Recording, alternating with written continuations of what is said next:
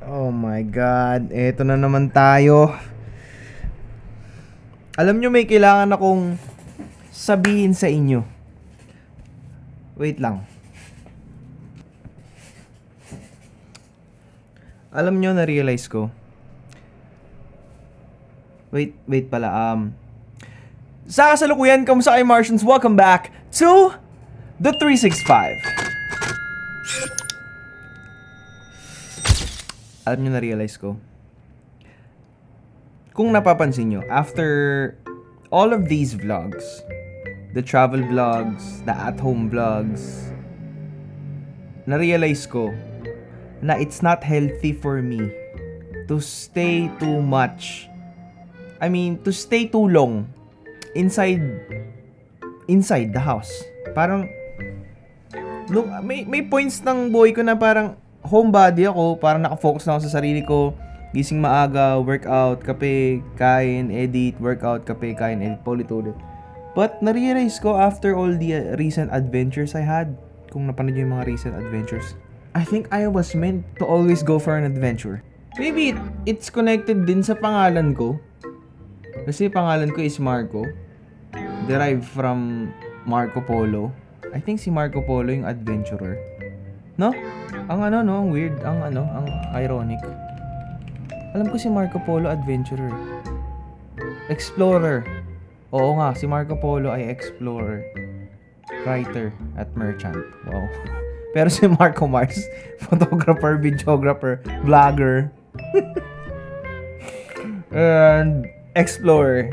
Bakit feeling ko meant to be ako, na lagi ako nasa labas, na lagi akong on the go, na lagi ako nasa adventure. Parang doon ako nabubuhayan ng dugo. Parang hindi meant, ayoko ewan ko, gusto kong gumawa na naman ng adventure. Kaya ito, nakabang lahat ng adventure na gagawin ko this month. Hindi ko alam bakit. Meron akong gagawing, basta may lakad na naman ako. Pero sa June 17 ata ang lakad ko. Pero dapat today may shoot tayo today. Kaso na-move yung shoot date. Hindi ko alam kung kailan. Depende yan sa, kasi ako behind the scenes ako palagi. Actually, behind the camera ako ng ASSC podcast nila Ato, yan, nila Josh on Point, nila Sadao. Lagi ako kasi nagsushoot doon. Pero alam niyo, lagi akong buhay na buhay ako kapag nasa labas ako, kapag nagta-travel ako. Especially yung Puerto Galera vlog, after nun, ayaw na namin umuwi, gusto na namin mag-travel. Pwede lang sana ulit bumalik ng Japan, kaso wala pa kaming ganap ng L-Pop. Ewan ko kung kailan kami magkakaroon ng ganap sa Japan. Well, kasi hindi na rin maganda pumunta ata ngayon kasi mainit. But, gusto kong mamundok. Sa totoo lang, either mamundok, bumalik sa beach, maghanap ng ganap sa outside the world. I don't know. Hindi ako meant to be maging homebody siguro. Gusto ko mag-travel lang na mag-travel. Kasi parang buhay na buhay ako lagi. Parang may content ako palagi. Parang, alam mo yun, kahit ako nabuburi ako sa ganito. Di naman sa, alam mo yun, nagre-reklamo ko or ayun na naman, mag-edit na naman tayo. It's draining me. Hi, I'm Chef Daniel from Morton's The Steakhouse. We're excited to invite you to celebrate. Anyways, man. Ano kaya yung pwede nating puntahan ngayon na madali lang, na makakalis ng bahay? Nabuburyo kasi ako sa totoo lang. Gusto ko lang mag-shoot ng cinematic type shit. Nandun ako sa fever na yun. May fever ako ng cinematic type shit. Kaya nagsabi na rin ako kay Julian tsaka kay Mark na hanap na kayo ng adventure. Gusto kong mamundok. Si Marco Polo ay si Marco Mars gusto ko talaga. Doon ako buhay eh. Parang mas may sense ang buhay para sa akin. Siyempre, pagbalik, trabaho lang na unti, trabaho, then alis na ulit. Ano yun? Sana, what if, no? Paano kaya kung I'm attracting right now, yung magiging trabaho natin in the future is wala tayong gagawin kundi mag-travel. Tapos, mag-video, mag-travel, mag-produce ng kung ano mang ita-travel natin. Di ba? Anyways, tatapusin ko muna tong edit. Babalikan ko kayo. I think tapos na eh. Nag-render kasi ako eh. Wait lang, ha? Medyo nauumay na ako sa ginagawa ko. Yun, anyways. Yeah.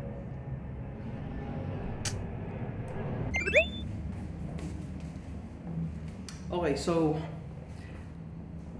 I have a confession to make. Recently, well, not so recently, a while ago, in the past few months, nung December, nag-upgrade ako ng gamit.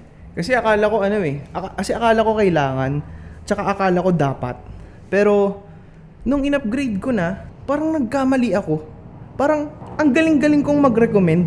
Ang galing kong magsabi ko anong kailangan ng isang tao. Pero pagdating sa sarili kong, alam mo yun, sa sarili kong agenda, sa sarili kong style, pumapalpak ako. Nakikita ko kung anong problema ng tao sa gamit nila, nai-recommend ko ng maayos. Pero pagdating sa sarili kong problema, sa sarili kong style, sa gear na kailangan ko, error, trial and error pa din. In the past few months, ito yung in-upgrade ko. Lightmons 1200R, Osmo Pocket 3, Sigma 28105, DJI RS4, Godox ML100 by Ulanzi TT38, Comica VM40, Lawa 10mm f2.8, hindi ako nagkamali dyan. Insta360 Action Cam X5 hindi rin ako nagkamali. So saan nga ba ako nagkamali?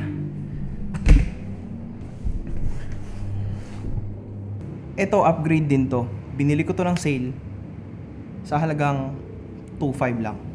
The one thing I regret the most, well, hindi ko naman sinasabing sa lahat ng in-upgrade ko, may regret ako. 28105, 28 to 105, wala akong regrets. Osmo Pocket 3, wala rin akong regrets. Slight lang, dahil sa Osmo Action 5. Pero, siguro kung meron akong regret sa mga in-upgrade ko, these past few months, in-upgrade, binili. There's 3 things. Godox Lightmons, ito yung una kong regret. Pero right now, kahit anong mangyari sa shoot, I try to maximize it. I try na gamitin siya. So far it works, but it's not what I exactly want and what I exactly need. DJI RS4, hardly. Well, 80% I regret buying this. So bakit nagre-regret ako kung binili ko yung RS4? Yung Lightmons kasi it's Lightmons, Lightmons. Mas ideal bumili kayo ng mga Amaran 150C, 300C. Ayoko nung flat kasi yung flat it's not for me. Siguro more on streaming, more on alam mo yung pang studio type of lighting. But kasi in my setting, siguro ewan ko, ang mas kailangan ko tubo at saka mas kailangan ko yung parang katulad nung non-light FS300 ko. Ganun yung klaseng style na kailangan ko na ilaw. When it comes to gimbal naman, the original plan was to actually buy yung RS4 Pro para endgame na. Pero kasi nung naghahanap na ako ng RS4 Pro, wala namang stock, so wala na akong choice. Tapos nung nakabili na ako ng RS4, doon naman lumabas magka-stock ng RS4 Pro. Kaya ngayon honestly, napapaisip ako, ibebenta ko ba yung RS4? Tapos, kung mabenta ko man siya, binili ko kasi siya ng 25k. Tapos, pag binenta ko yun, malamang sa malamang, either 22k or 20k na lang. Kasi nagkaroon ng gas-gas. Ay! So, pag binenta ko yun ng 22k or sabi nating 20k, magkano ang brand new na 4 Pro is nasa 43k. Maglalabas pa ako ng another 23k. And lastly, my main regret, na I think I do regret it dahil nag-browse through ako sa mga gawa ko these past few months nung hindi pa ako nag-upgrade ng mga lens. Like, 3 yung lens na ginawa kong upgrade. Etong Laowa 10mm f2.8, yung Sigma 28 to 105 f2.8, and etong 35mm f1.2.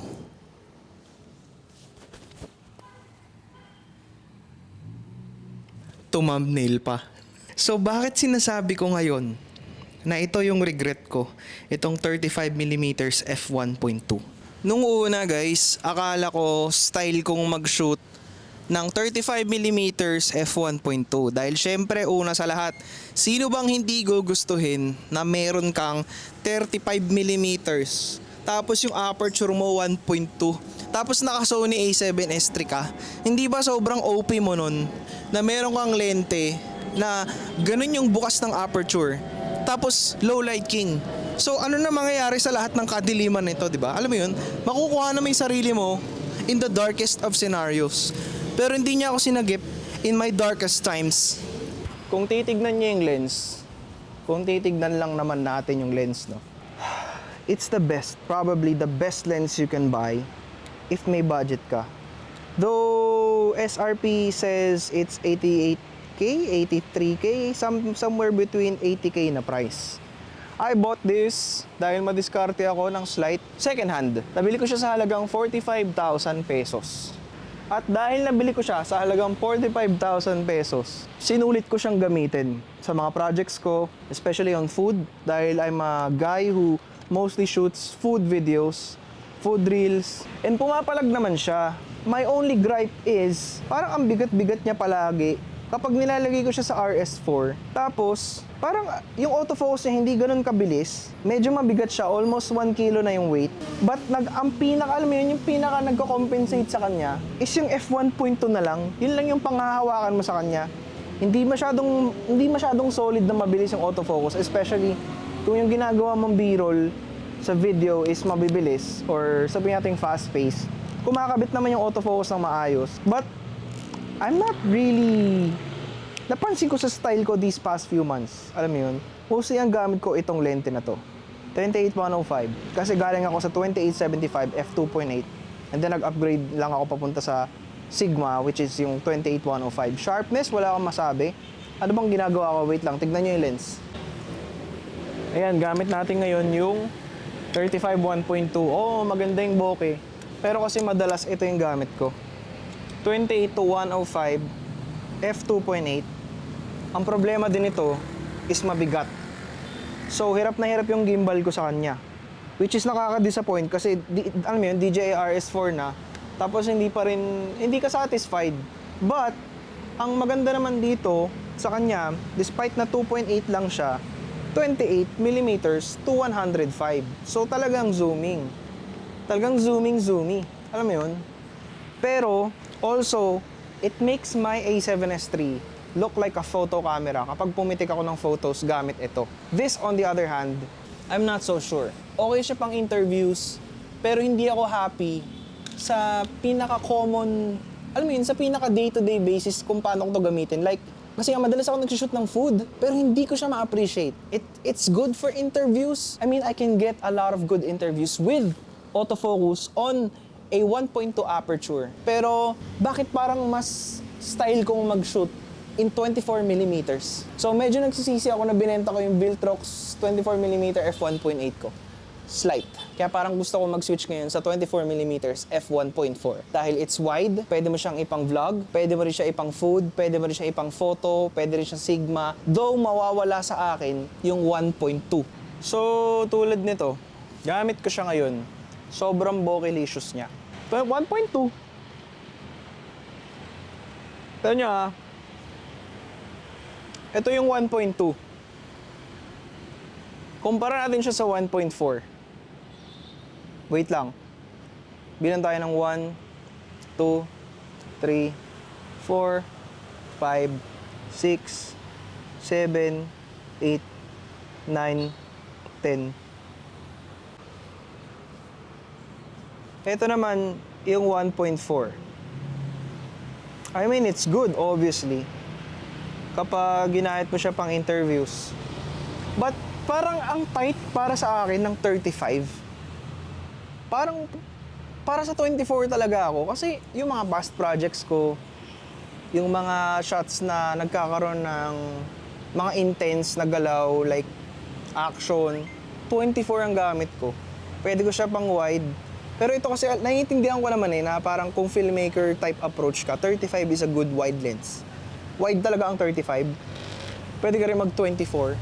Pag close-ups na mga 85 pataas. Ganun ko siya natutunan kasi. Pasensya na kayo kung parang this whole week, wala akong ibang ginawa kundi mag-rant and mag-compare sa mga gamit. Kasi napaisip din ako ang galing ko mag-recommend ng gamit. Pero sa sarili ko namang style, hindi ko masabi kung ano yung kailangan ko.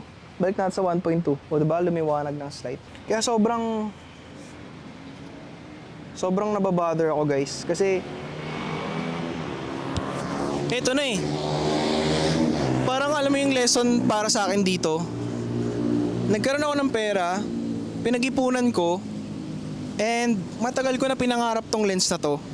Pero bakit at some point nararamdaman ko na parang parang mali ako ng binili na parang nagsisisi ako. Kasi ang nangyari sa akin, isang 10mm na lawa plus dalawang lente na napakalaki.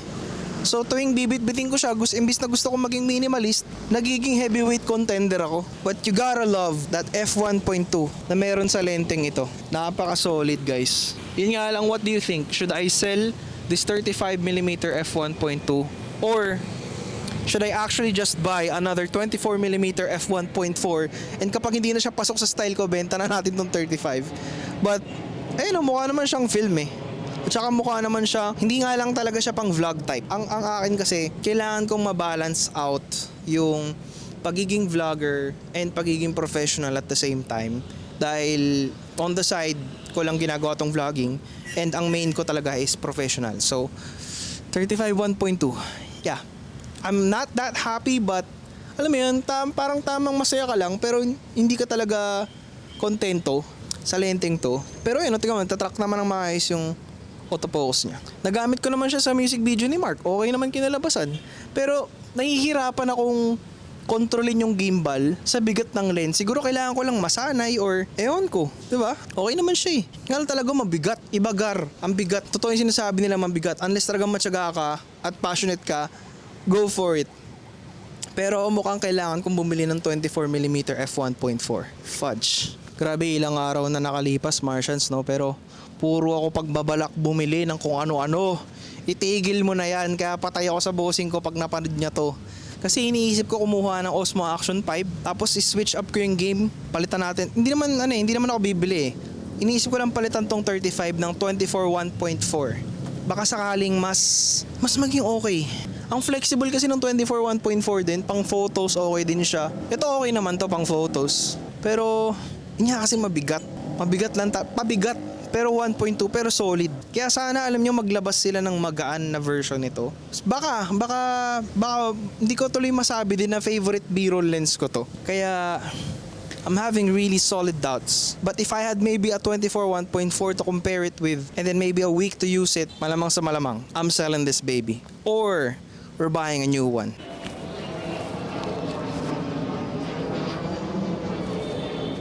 Oh, diba? Napaka-solid. Para kang nasa film. Para kang nasa pelikula. Para kang nanonood ng pelikula. Ito rin yung ginamit natin sa 100 Special. Tama ba? 100 Special? Oo, 100 Special nga pala. Kaya napapaisip talaga ako, guys. Yung mga nagsasabi ng gear doesn't matter. I'm telling you now, it does. Kasi if you're working, the number one goal if you have a job is to actually know the right type of tools na meron ka. And if you have the option, if you have the resources, bumili ka. But yung gear doesn't matter. Applicable yun kung yung ginagawa mo naman is parang alam mo yun, sobrang creative mo na. Siguro I'm creative but sometimes nalilimitahan pa din kasi ng gamit na meron ka, yung imagination mo. Kaya mapipilitan ka mag-adjust, But the main goal kasi sa trabaho is, you know, if you wanna do your best, kailangan syempre, komportable ka. Hindi ko alam kung ano itong bubuuin ko today, but... Oh, shit. Okay.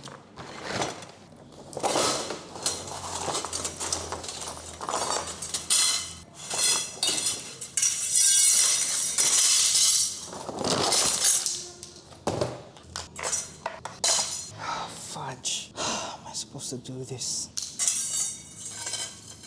Oh shit. Alright. Oh shit.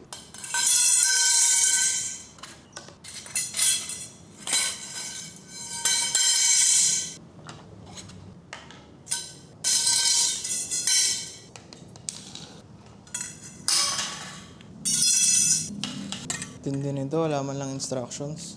Kaya yun guys. Yun lang din masasabi ko. Kung meron kayong trip bilhin, wala namang masama kung bibilihin niya. Wala namang manghuhusga sa inyo. Pero, how do you even do this shit? Oh. Ano ako sa'yo? Bago ka magbibili ng gamit, make sure nyo muna na masaya kayo sa ginagawa nyo.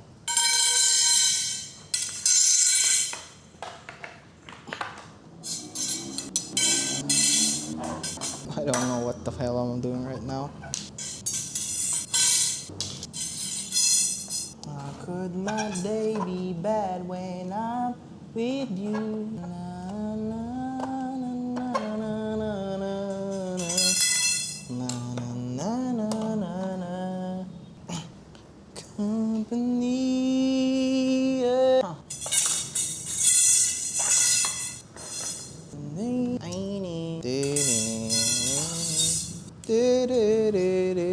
Ah, how could my na na na na da da da da da da da the day for you. Huh? Ano yung malinggit na screw? Oh, that's how I go. Yeah. Kaya ano din, Martians, kung meron man kayong bibilhin na gamit, you really have to research 100%. Kasi I'm really good at recommending stuff, but when it comes to my own personal agendas, own personal ganaps, alam mo yun, own personal, I honestly suck. Really. I do. Pero ba't honestly, I suck. Kaya, but you know, putting this video out, hindi naman kasi lahat ng nabibili ko palpak. Meron naman ako mga binibili na hindi palpak. Like, yung mic na gamit ko. Yung, hindi ako nagkamali sa mga gamit na binibili ko. Ganun. Ito yung maabot, man. What the hell? What is wrong? Alam ko na. Ay, kaya honestly, these past few days, Martians, parang nafo-frustrate ako sa mga desisyonan ko. Though, alam mo yun, sa mga projects naman na napoproduce ko recently, yun naman siya, nagagamit. I try as much as I can. Pero, di ko alam ba't parang every time na may shoot, parang hindi ako masaya doon sa gimbal, hindi ako masaya doon sa lens. Ang masaya lang ako yung mga kasama ko. Joke lang. I mean, masaya ng mga kasama ko. Pero, there's something about, siguro masasabi ko rin na isa sa mga contributing factors kung ba't minsan as a shooter confident ka is dahil din sa gamit mo eh. Confident ka sa skill, nandun na yun eh, skill. Yan, alam mo kung paano gawin. Pero yung hindi mo sure kung paano gawin dahil nililimitahan ka ng gamit. Kaya parang open argument pa rin talaga yung gear doesn't matter, gear does matter. Ang mga ganong argument eh. Bakit ganon? Parang hindi naman ganong katibay. Pabagsak agad to eh. Momo na naman tong binili. Ngayon sabi ko, dito sa narrative na ginagawa natin today, sa vlog na ginagawa natin today, hindi ko masabi kung what the hell is wrong? Papaloob o papalaba? Para kasi siyang pang. Or, kala mo sana dire-diretso yung narrative niya eh, no? Yung style niya, yung pagkwento niya. Bakit ka? It doesn't go all the way in. This is what happens when you buy cheap shit, bro. Hindi naman ako aang-ang. Ayun, hindi, alam ko na si... Okay. Ganon. Hila pababa. What the for a second, I thought the vlog was gonna be really, really interesting today. But it is. Dahil dito sa ginagawa ko. Shit. Ganun man. Tanga ba ako or... Not by now, for sure, tinatawanan ako ng kapatid ko kung pinanood niya man tong vlog. Fudge! I think kailangan ko siyang... Talaga si Marco Mars hanggang ngayon tanga pa din sa mga buo-buo type shit. What the hell? Kaya, alam ko na. Alam ko na. I'll be back. Kaya ako umakyat dito kasi magwo-workout ako. Hindi ko akalain na itong pag-assemble ko yung workouts. Let's see how you do this now.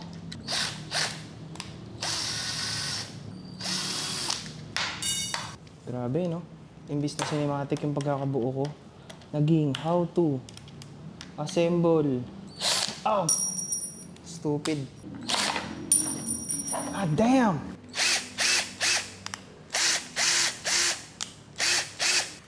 Not bad. Yung binili niyang sampayan, not bad. Grabe, no? Pagkatapos mag-rant about gear. Tapikit pa. Required na maging metal bender. Hindi pantay, man. Kakibat ka nun. Ano to? Right. Hindi naman kasi sinabi. Ngayon. Lobat na pala ako, wait lang. Okay, so ito G na talaga to. Kung Temo ba to? Ang sampayan.